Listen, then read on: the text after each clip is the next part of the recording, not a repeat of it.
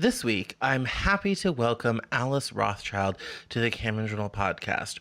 We're going to be talking about Israel Palestine and the Jewish movement for peace within the Jewish community in regards to Israel and Palestine. As many people know, this is a deeply controversial topic, and I'm happy to talk to her. So on this special edition of the Cameron Journal podcast, welcome Alice Rothchild. So my name is Alice Rothchild, and I worked for almost 40 years as an obstetrician gynecologist in the Boston area. And I was also involved in work on Israel-Palestine and the peace community within the Jewish community and the greater community. And I'm also a writer. I have 3 published books and a number of contributions to anthologies on the topic. And I'm currently working on other writing projects as well as several books for children on the topic.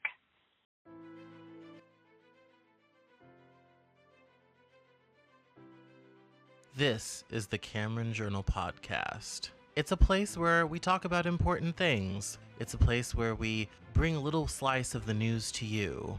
It's a place where we do important things, have important conversations. It's also things that I like to talk about. My name is Cameron Cowan, and this is the Cameron Journal podcast. So the first question I'd like to know is, how did you get into writing about and working with human rights groups in Israel-Palestine as an OBGYN? So when I was in training in the 70s, it was quite clear to me that there was a real relationship between societal conditions and health conditions, and that's sort of the attitude that I went into medicine. The poverty and health and nutrition are all related. And so this wasn't a new topic for me. And then when I became involved in working on understanding Israel-Palestine, understanding the unheard narratives that I, as a Jewish person, had never come in touch with, I began to look at it through the lens of healthcare. And a group of us in the Boston area all started doing this together, and we organized health and human rights delegations to Israel-Palestine starting in 2003. And it went on every year until, I think, probably 2015, but I keep going every year. And it was very clear to me that health and the status of well-being is directly related to human rights.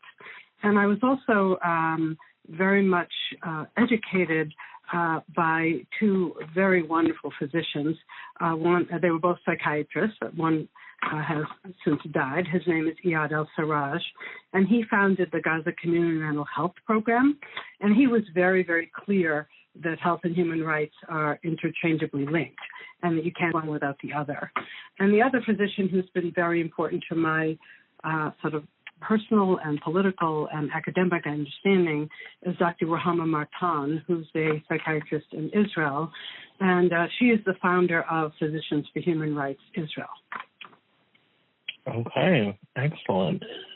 So when it comes to the interplay of health and civil liberties, what does civil liberties mean to those living in Palestine?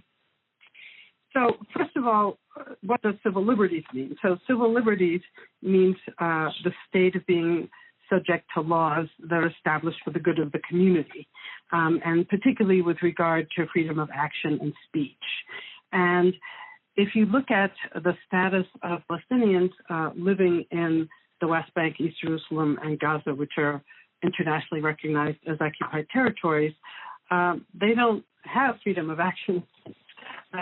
So people living under occupation are subject to the rules of occupation. They are under rules of military law. They are subject to military courts. They have to have permits to go from point A to point B. They have to have a permit for their car or their donkey.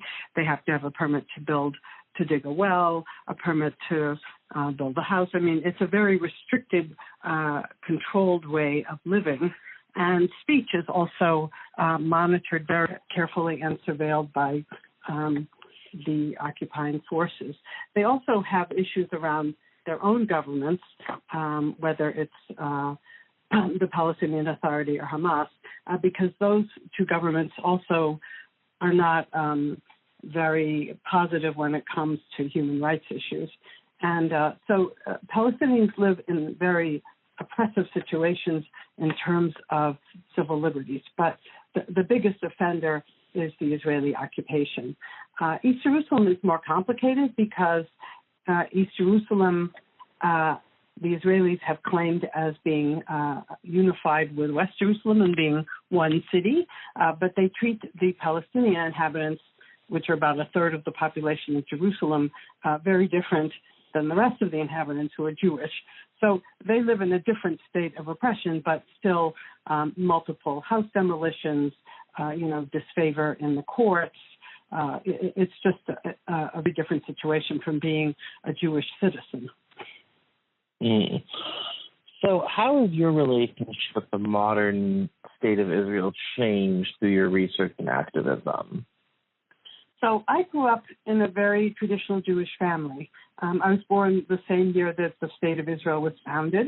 And my family loved Israel. We saw it grow and blossom, rising out of the ashes of the Holocaust. And I went to Israel when I was 14, and it was just a delirious trip for me. I have my diary, so I actually know how happy I was there. And I went to Hebrew school for 7 years, and I got a whole messaging about the state of Israel that was, this was, the light unto the nations. This was the rebirth of the Jewish people. This was going to be something that we could really support and be proud of. Now, interestingly, my parents didn't feel obliged to move there, but they felt obliged to support it in many, many ways. So that's where I started, and that's where many Americans start. And so for me, learning about the untold story, the history that I didn't know, which was a painful journey, I have to say, happened as I became an adult and also began to do more research and be more of an activist. And in some ways it paralleled, I went to school when, Columbus discovered America and the Indians all sat down and they ate together and everything was fine. We didn't understand imperialism and colonialism and ethnic cleansing and racism and the things that we now think about very seriously when we look into how our countries founded, where did they come from, how did they get their borders, all the things that make modern history. That wasn't part of my knowledge base, and it wasn't part of the discourse. And also, the fact that I could think I knew about Israel and not even know what Palestine means or what Palestinian means, or know that there were Palestinians, there were sort of these Arabs that we talked about in very derogatory terms, but we didn't have any sense of our own personal prejudices. So my understanding of modern Israel came with my understanding of how the world works in other facets. So I don't see this as sort of an exceptional understanding. I see it as part of my global understanding of, for instance, colonialism and imperialism. And to understand now that there are many different layers to the story of Israel, the fact of the matter is that Israel was born as a settler colonial state, and that there was an attempt to ethnically cleanse the indigenous Palestinians, and that this is part of Israeli history, and that we have to face it, and we have to figure out how to find some form of justice to the people who were injured is a critical part of my activism. It doesn't minimize the suffering of Jews, but it does mean that Jewish suffering cannot be used to oppress another people, because you don't end up with something better. You end up with what we have now. So my relationship has changed dramatically, and a lot of it is based on both personal experience. I mean, going there year after year, working in clinics, interviewing people, traveling all over the region, traveling to Gaza, going to refugee camps, as well as interviewing Israelis and reading every book I can find on the topic, and just having my brain opened up has been a very, very powerful experience, because, before I did that, I just didn't understand why people were fighting with each other. And, it seemed like, the Jews were always getting beaten up, and I don't understand why. And, it was that kind of attitude. And now I have a much better sense of what this is all about. So that's how my relationship has really changed. And the other important thing is that I don't want Israel to be the exception. Israel claimed because we suffered so much from the Holocaust, we have a right to take land, oppress other people, do whatever we're doing. And I don't think that that's a healthy and productive way to look at history. Israel is a country that needs to be held to account, like other countries need to be held to account. And that's how I try to look at the policies of the nation and how the U.S. supports it, because my other understanding is the role of the United States and how critical it has been in both funding the Israeli military and covering for Israel in its political policies. Absolutely. We're going to get to that as we go on. Describe for us the difficulties of being Jewish and being critical of Israel. That is a very tenuous territory to live in. Right. So the good news is that there are, 5 Jews and 10 opinions, and that there are many different kinds of Jews in, I think we're talking the United States. But I think one of the central belief systems within the mainstream Jewish community is that no matter what, we Jews have to stand with Israel, that we Jews have to defend whatever Israel's doing. It's living in a dangerous neighborhood. It has all these horrible things happen to it. But ultimately, if you're a Jewish person, you have to stand with Israel, and you have to be a devout Zionist. And I think that's part of the sort of central messaging about what it is to be a good Jew. And the other thing that's happened in this country is that because most Jews in the United States are not religious Jews, the way they are Jewish is to be in love with Israel. That's sort of how you do it now. And so if you say, wait a minute, this doesn't seem very sensible to me. Israel is a country. Israel can be criticized like other countries can be criticized. Zionism is a political movement. I have issues with this political movement and its consequences. This results in a very fierce outcasting from mainstream Jewish organizations. So I'm fairly treif, and do you know what that means? Yes, non-kosher. Yeah. When it comes to mainstream Jewish organizations, and even progressive Jewish organizations, a lot of them, the line in the sand is a belief in Zionism. So if you decide that you really can't stand by Israel as an exceptional state that either can do no wrong or has to be excused if it does any wrong, if you have issues with that, then that means you're giving up being part of the mainstream Jewish community. This can affect your work, your tenure. It can affect lots of parts of your life. And it also means you can't accept a member of a temple and be open about your feelings. I think the good news is that the younger generations are much more critical of Israeli policy. They are not as wounded by the horrors of the Holocaust, but the younger generations are more open to being critical and don't feel that attached to Israel. So there are quite a number of amounts of data that show that people, for instance, something like under 35, over half of them really don't stand with Israel, right or wrong, at all. And there are a number of very important progressive Jewish organizations that are critical of Jewish policies that are growing and that are having an impact on younger generations and older generations. So it's difficult, but what I've done is found my own community. So even though I'm outcasted by, the mainstream, I'm not outcasted by everybody. And my own community is not only Jewish, it's Muslim and Palestinian and progressive Christians. And it's actually a very lovely community to live in. And I'm quite happy there. So for me, the outcasting is the price you pay, but it also led to a better community that's a better fit for me.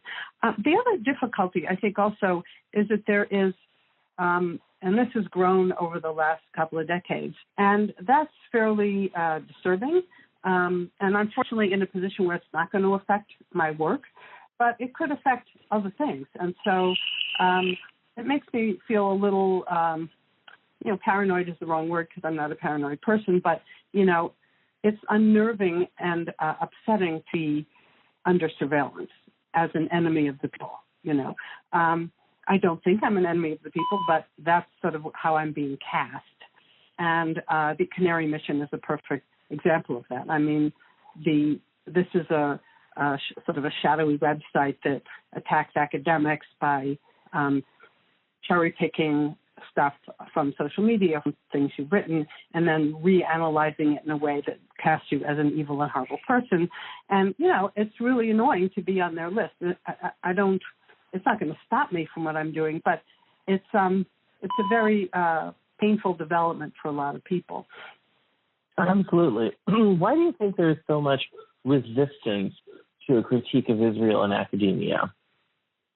Well, I think, first of all, academia is a reflection of the attitudes of the general society. So I don't think they're that different from any other mainstream institutional group of powerful people who are in the intellectual elite. I mean, they're a reflection of that.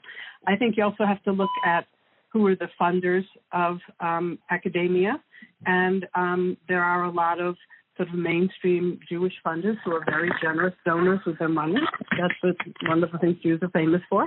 And, they're not going to put up with people who are critical of Israel. There's also this whole, Hasbara industry that surveils people, that surveils academics, that, Camera is another example. I mean, there's a whole list of organizations that monitor academics, go after them, and that's from the very right-wing side of this business.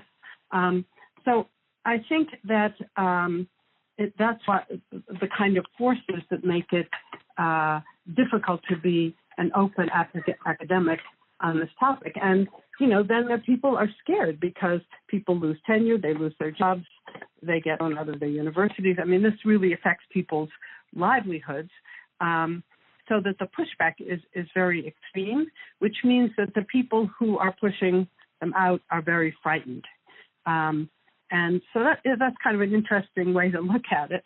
And I also think there's a whole thing around the boycott movement where there was a call for a cultural boycott of Israel and an academic boycott, and that this has really threatened a lot of academics, and they are opposed to this on issues of free speech. And it's a complicated issue, but the way I look at it is that the boycott calls for boycotting academics who are funded by the Israeli government.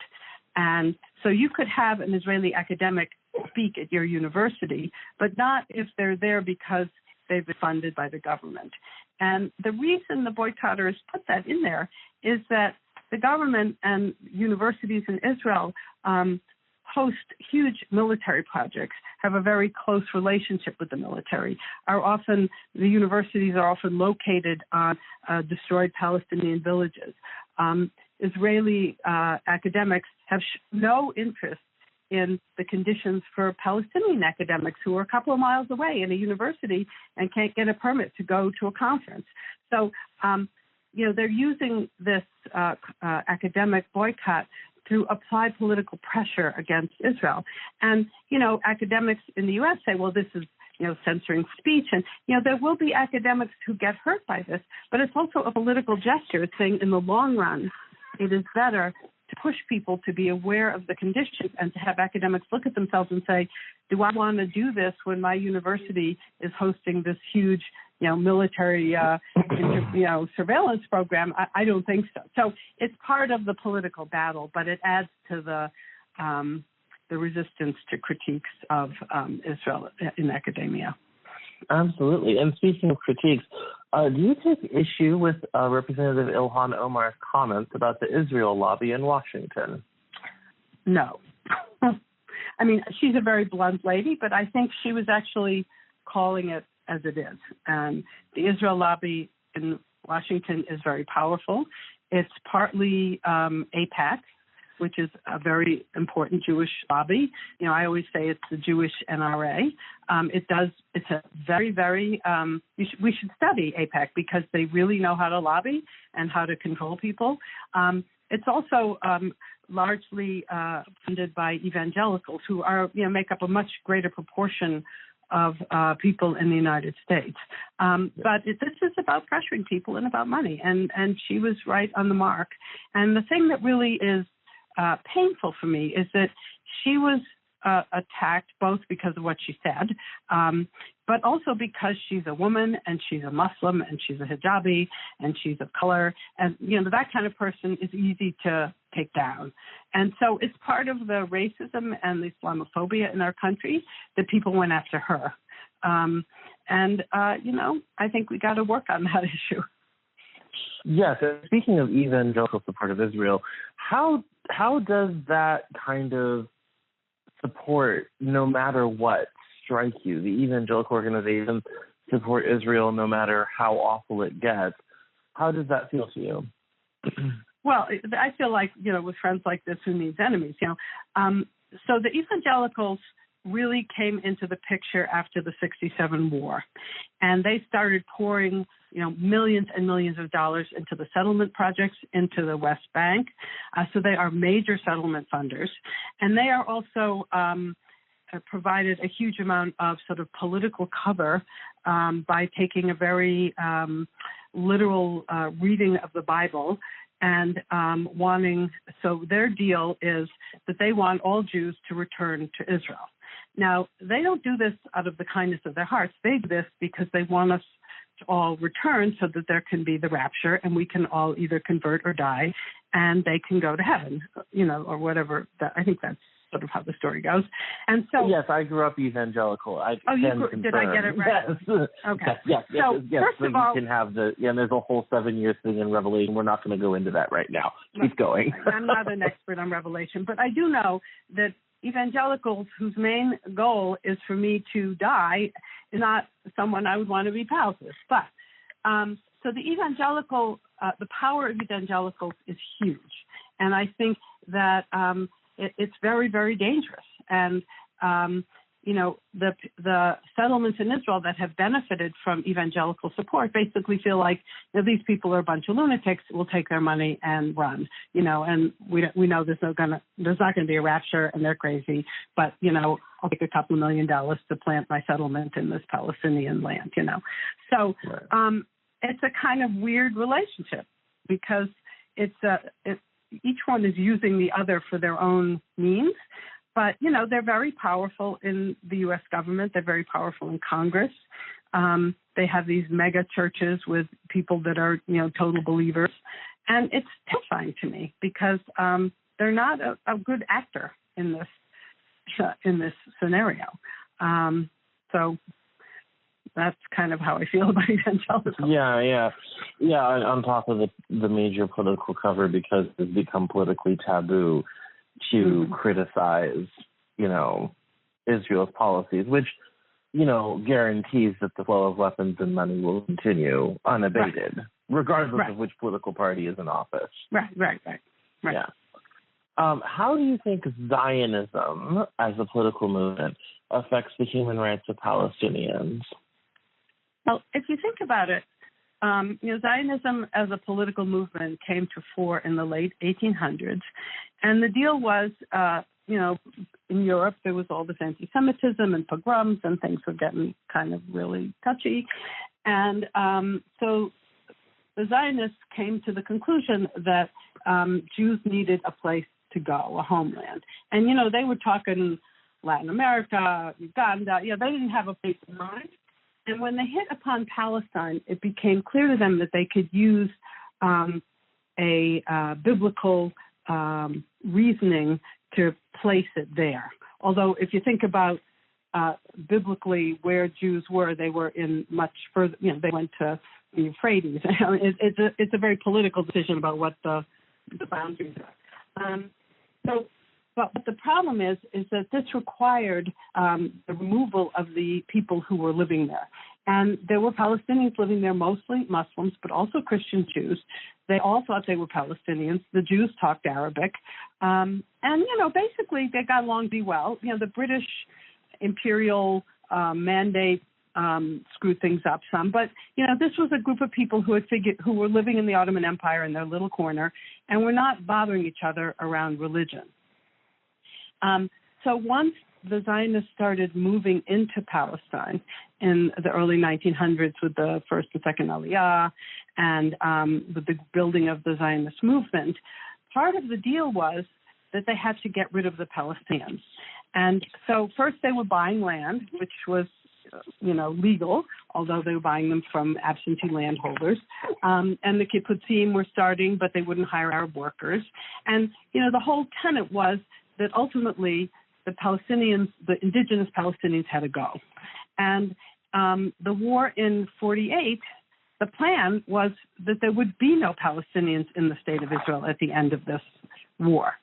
So Zionism has had a completely negative effect on Palestinians in every way, whether it's ethnic cleansing or losing land or losing political rights. Zionism doesn't protect political rights for Palestinians.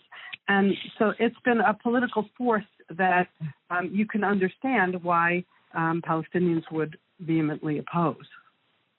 And, yes.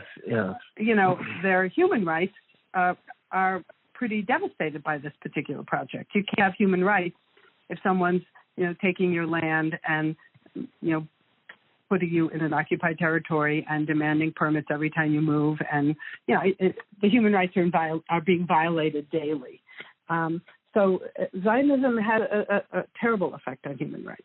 And, for me, when I was a kid, I was told, Zionism is the freedom fight of Jews, but it's actually a much more complicated thing. It's a political movement that privileges Jews over everybody else and privileges Jewish suffering and Jewish entitlement and Jewish aspirations and Jewish dreams over everybody else.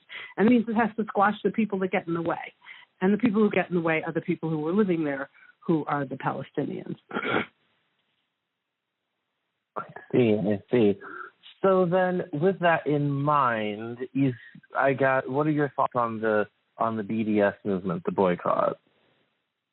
So, in 2005, I think over 170 Palestinian civil society organizations got together and called for a boycott, divestment, and sanction movement against Israel. And for me, that was actually a very positive development because it meant that Palestinians were renouncing a violent struggle, which is a complicated thing, but I'm basically against violence on all sides, by the way.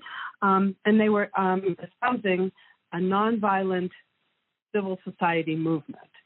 And the call was to boycott products from Israel, to divest from companies that profit from the occupation, and to sanction the state. And so I have become, the more I have learned about the BDS movement, and, I've had meetings with Omar Barghouti, who's one of the leaders. I know people on the Israeli side who worked on it. I've worked on BDS projects. The more I've worked on it, the more powerful I think it is. And I think it's something we should support. And when people get all, excited and freaked out about it, I say, look, Palestinians are oppressed. When they fight back violently, everybody condemns them. So now they're fighting back nonviolently, and everybody condemns them. Exactly how are oppressed people supposed to fight back? And, when I look at a BDS movement like this, and I see, the history of boycott movements, whether it's South Africa, whether it's grapes, there are all sorts of movements. The Jews use it boycotting against the Nazis. It's a political strategy that is very powerful. I think we should support it. And if you look at the amount of freak outness that's going on, Netanyahu said that BDS is a threat to Israel second only to Iran, which was really news to everyone in the BDS movement because we feel like we're not that strong. Or if you look at the fact that 28 states in the United States have said that companies who support BDS, that you shouldn't do business with them, means that people are very threatened by this, which must mean that it's very effective. And we haven't, as members of, I'm part of the BDS movement, we haven't taken down the Israeli hummus industry, but That's not probably going to happen. What's going to happen is that this is a threat to Israel's reputation. And Israel needs to have a reputation as a good place, as the only democracy in the Middle East, as a light unto the nations. That's what their power is about. And I think what the power of the BDS movement is that it's calling attention to the fact that there's a whole underside to this reputation that is not good, that there are some major human rights violations and injustices that are not being addressed, and the BDS movement is calling attention to that. And there have also been companies that have pulled out, and what's happening is that for corporations, it's becoming costly to do business in Israel, And it also is an educational tool. It's like if you have a Seder and you refuse to have Israeli wines, and your, Uncle Harold asks, well, why won't you have Israeli wines? And you say, well, the grapes are grown in the West Bank. And he says, what's West Bank? And you say, well, it's the occupied territories and their settlements and their settlers who have vineyards, and it's illegal according to international law, and I respect international law, and so I won't buy Israeli wines. It's a moment to educate your uncle. So, there are all different layers of the BDS movement that I think are very useful and powerful, and it should be supported. And it's a nonviolent movement. Yeah, you kind of got into my next question. I was going to ask about the American states that refuse to give contracts to companies that boycott Israel.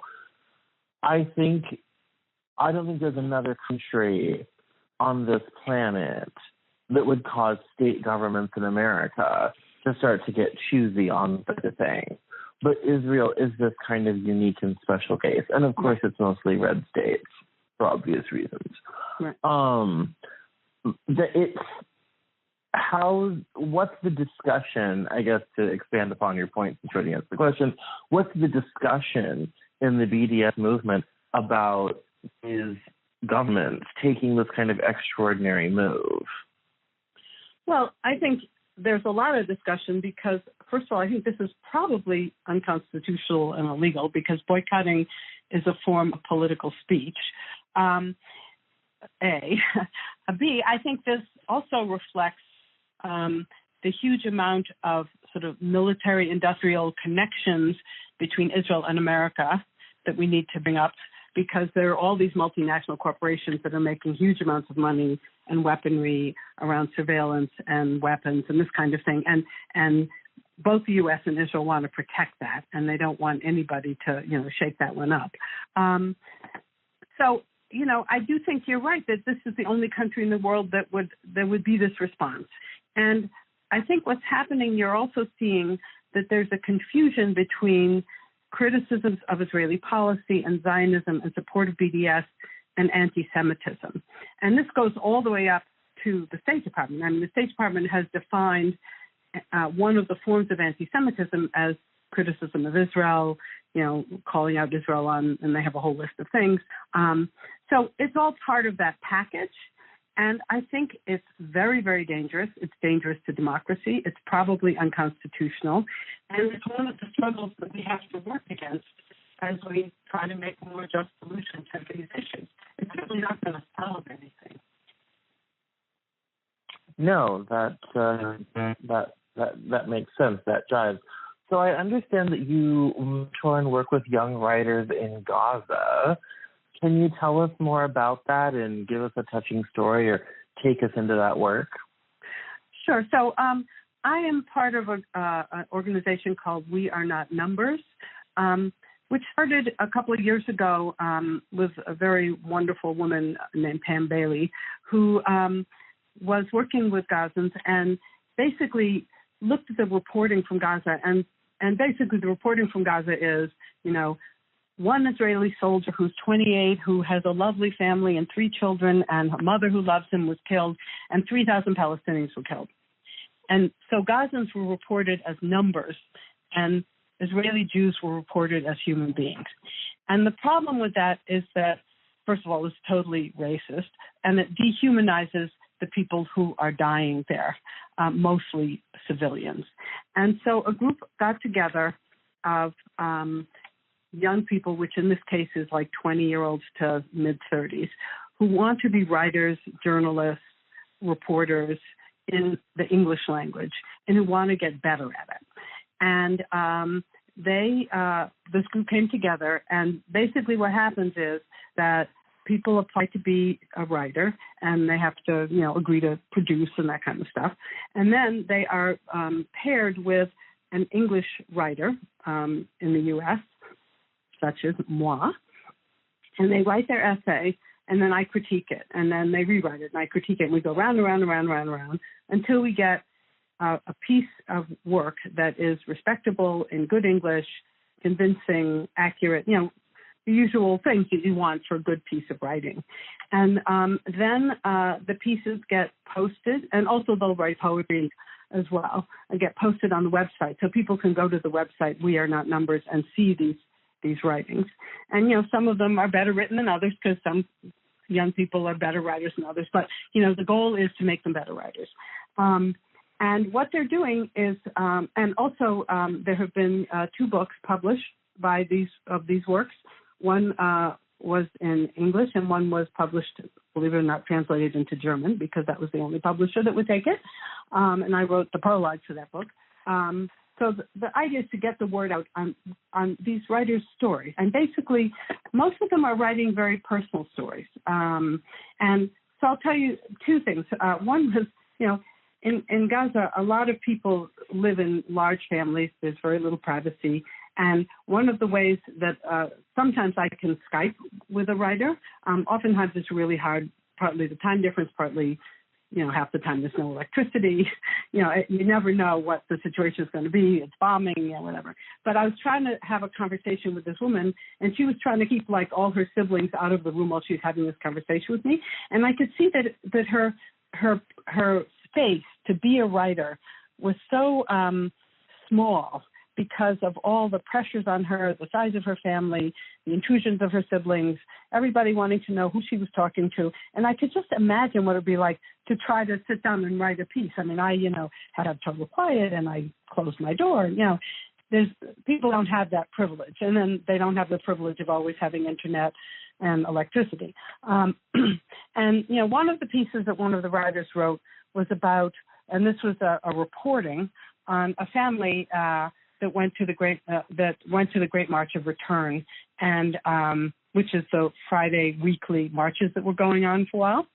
And one of the sons was killed. And, her describing what the family saw and felt, and this young man being killed, and he had a little baby. And, it made it very real what the personal price is that people are living through, and what kind of suffering a family goes through when a family member is killed. And thousands of family members have been killed. And these are not soldiers. These are civilians. These are students. These are, people trying to have a better life, who get caught in the crossfire, or who are protesting nonviolently and get shot by snipers, because there's a lot of sniper activity from the Israelis at these marches. And so her piece was very poignant for me, because it was an on the ground, she said, he said, they found the body, this happened, that happened, it was in the ambulance. It wasn't theoretical. So, I think there's a real benefit to going to that website and reading the work that they do, and understanding they're trying to be heard, and they are basically living, people call it the world's largest open-air prison, but I always say it's not a prison, because in a prison, the prison guards are responsible for the health and the feeding of the prisoners, whereas in this prison, the prison guards have basically thrown away the key. But it's some kind of prison. And it's, there's a 70% unemployment rate for college graduates, and there's a huge number of college graduates. It's like a place of enormous hopelessness, and as well as inspiration and resilience, and it's all going on simultaneously. But I think, just as I became much more educated by learning personal narratives, and I think the power of the personal narrative is very important, and that's how I write. I think learning these personal narratives is a very powerful and eye-opening experience for people. And also, you get to see these people who are your enemies. These are people who are trying to make a life and who are under a very oppressive situation, both from the siege, which has been going on for a decade, over a decade, and also the problems with Hamas. Yes, absolutely. What is the most effective activism that people can do to support the Palestinian cause?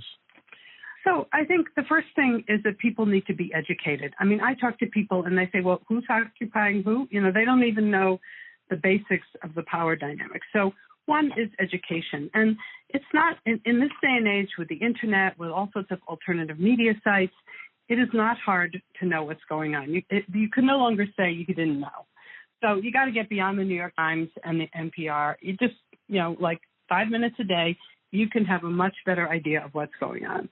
I think it's also important to be an engaged citizen, which means writing letters to the editor, going to protests, talking to your elected officials. Every time you see something in the newspaper that just isn't right, you got to say something. I mean, I don't know if you saw recently in Jeopardy. Did you see this thing in Jeopardy? I didn't, and I'm in the news business, so tell us about it. So, I'm saying this, I've never watched Jeopardy in my life, but what happened was that they asked, where is the Church of the Nativity, which is in Bethlehem, which is in the occupied territory. So the first contestant said Palestine, and they said no. And then the second contestant said Israel, and they said yes. And this caused a huge uproar on social media, and they finally apologized to do whatever Jeopardy people do. That was good. I mean, you got to watch every little detail and call it out, because Bethlehem is not in Israel. And people need to know that. And people need to know that to get to Bethlehem, you have to go through a huge military checkpoint. Bethlehem is a walled city. It's not like a sweet little place where Jesus was born. It's a city under occupation. And the way people learn about that is by learning the details. So that kind of stuff, I think, is really important. And also newspapers, they're not going to publish, the New York Times is not going to publish your letter. But if they get 100 letters, they'll publish one of them. So it's that kind of thing. And also, our legislators are such cowards and are so dependent on funders that will not allow any of this discourse. They will hear from us, because if you go and look at polls, there's a huge amount of discord on how people feel. And many people, I don't want to quote numbers because I don't have them in front of me, but large percentages of the U.S. population think Israel gets much too much military aid, much too much cover, all those kind of things. But it's not reflected in our political process. And clearly we have a completely deranged political process right now. But our political leaders need to hear from us over and over and over again. And then I think people need to respect the boycott movement. And, if you're part of an organization, let's say if you're in a church, you could organize activities through your church or or in your local grocery store. But, you could also do it on a personal level, not buying Israeli wines, avoiding Israeli products, educating your friends about why you're avoiding Israeli products. That kind of little thing counts as well as the big things. And the thing about boycott is that it can be done on a local level. And I think that that's important to know and important to be educated about, because it's part of educating your community once you figure out what to educate them about. So I think there's a tremendous amount to do to support the Palestinian cause. And it's a really tough time because there's so many causes out there. Think of what's happening in Yemen. Think of what's happening in Syria. I mean, there's so much suffering in this world right now that the Palestinians tend to get lost. And I think it's very important not to lose them. And also because their struggle is one of the cornerstones of the struggles in the Middle East. And if this could be worked in a more just fashion and there could be some resolution to some of these issues, some of the other issues would get defanged in some way. And so I think it's just important to keep it in the spotlight as we try to muddle our way through the politics we live in. Yeah, no, that absolutely makes sense. What's the difference between a good critique of Israel and anti-Semitism? Because that gets very muddy for a lot of people. Yeah, and I understand that. So anti-Semitism involves hating Jews, Jewish organizations, solely because they're Jewish. It involves caricatures of Jews as hook-nosed, as bankers, as untrustworthy. It's the sort of Shakespearean Jew. But all of the attitudes are related to the fact of Jewishness. Israel is a state, and critiquing the policies of a state is very different than hating Jews. Now, the thing that makes it very complicated is that Israel claims to be the state of the Jewish people. And the problem is that, half the Jewish people don't live in Israel. And a lot of Jewish people don't think the state of Israel represents their opinions. So the Israeli pronouncements make it confusing to people to know what the difference is. But Israel is not a religion. It's not Judaism. It's not Jewish. Israel is a state. And so as a state, it should be criticized and applauded just like any other state. It shouldn't be exceptionalized. And so I think you have to look also at the motivations of the critiquer, because there are anti-Semites who criticize Israel. We know this. But most, thoughtful, moral criticism of Israeli policy is around human rights issues, is around racism, is around historical injustice, is around ethnic cleansing, is around things that on any other state we might come to some agreement. But when it comes to Israel, everybody goes dark. And so I think it's important to try to keep Israel in the same place as other states and not to exceptionalize it in this conversation. And that sometimes helps people to distinguish between anti-Semitism and thoughtful criticism of Israel. Very interesting. Well, thank you so much, Dr. Rothchild. I appreciate you taking the time out to talk with us. I very much appreciate your perspective. This is something I wanted to highlight a lot more. So I appreciate that someone like you is out here doing this work. Well, thank you. And I do have a website, alicerothchild.com, that has a lot of my writings and commentary and blogs. And my latest book is Condition Critical, Life and Death in Israel, Palestine, which I urge people to read. Thanks for listening to this special interview with Alice Rothchild. If you want to learn more about her and her work, or to buy a book, head to alicerothchild.com. That's Alice, ALICE, Rothchild, ROTHCHILD.com. You can access all of her work there. Thank you very much for listening to this very special interview with the Cameron Journal podcast. Catch me on Twitter at Cameron Cowan, Facebook.com/Cameron L. Cowan, or any of your any other of your favorite social media platforms. I appreciate it. Thank you so much for listening. Please share with your friends. This is a vital and important message about basically Israel being an apartheid state. So I hope you've learned a lot. I hope it's given you some clarity to the situation. And I look forward to talking more about this conflict in my own podcast episode soon. So thanks much. See you next time. This is the Cameron Journal podcast.